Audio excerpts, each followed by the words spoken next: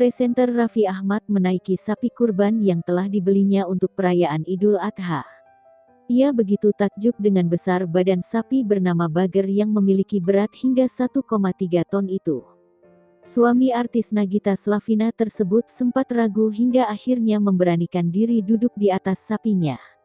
Awalnya, Raffi bersama sejumlah tim kreatif mengunjungi tempat penjualan hewan kurban langganannya.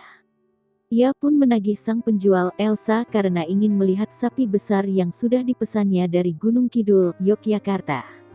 Begitu ditunjukkan sapinya, Raffi pun terpana melihat hewan yang menjadi maskot terbesar di Gunung Kidul itu.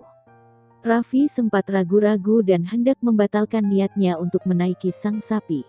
Meski sudah diyakinkan, Raffi tampaknya tak yakin sapi tersebut bisa dinaiki manusia. Akhirnya, seorang penjaga sapi mempraktekkan dengan duduk di punggung si Bager.